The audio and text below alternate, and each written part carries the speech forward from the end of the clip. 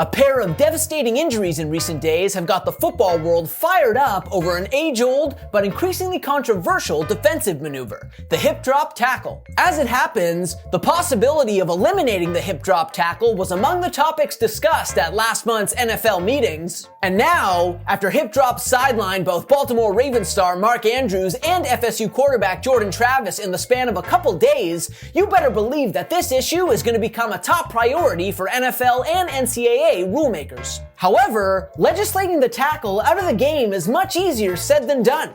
We'll explain why. Sit back, relax, and take this in.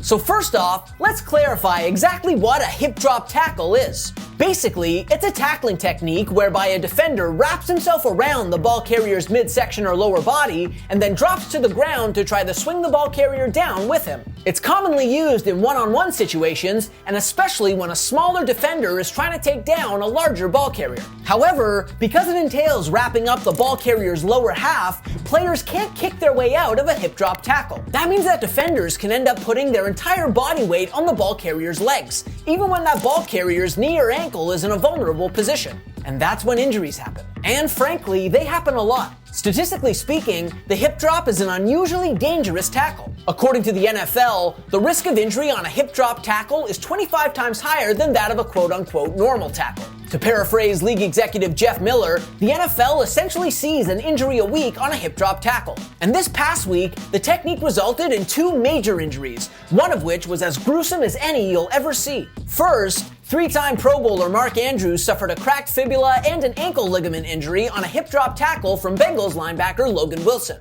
The Super Bowl contending Ravens will now be without their top pass catcher for the remainder of the year, and following the game, Ravens head coach John Harbaugh questioned whether a hip drop tackle was necessary in that situation. Then, barely 48 hours later, FSU quarterback Jordan Travis got his left leg destroyed on a hip drop tackle that effectively ended the senior's college football career and realistically killed the undefeated Seminoles' dreams of a national championship. Yeah, it was a rough few days. In the wake of the carnage, one highly placed NFL source said the issue must be addressed and even went so far as to characterize the technique as extremely dangerous. But as intense as the uproar about the hip drop tackle may be right now, the idea that it should be banned is hardly unanimous throughout the football world. Hell, even Andrews' teammates aren't necessarily on board. As Ravens linebacker Patrick Queen put it, "I hate that Mark is hurt.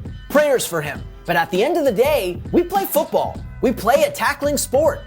I don't think a hip drop tackle is that bad of a thing." And that sentiment is ultimately representative of how many NFL players, and in fact the majority of NFL players, feel. Or at least that's how they felt before the season started. This past March, in anticipation of the league discussing a ban of the hip drop, the NFL Players Association released a statement essentially imploring them not to, describing such a prohibition as unfair to players and unrealistic to implement. And without being cavalier about player health and safety, there's legitimacy to their concerns. The league itself has even admitted that simply defining a hip drop tackle is very difficult to do. Although, were they so inclined, they could adopt the definition used by Australia's National Rugby League, which started penalizing hip drop tackles back in 2020. Still, the bigger question is, what are defensive players supposed to do? The rule changes over the last couple decades to outlaw horse collar tackles and initiating contact with the helmet were unquestionably sound, but they've also left defenders with less recourse to, defend. And so at this point, getting robust buy-in to prohibit yet another form of tackling, and one that doesn't typically lead to head injuries, mind you,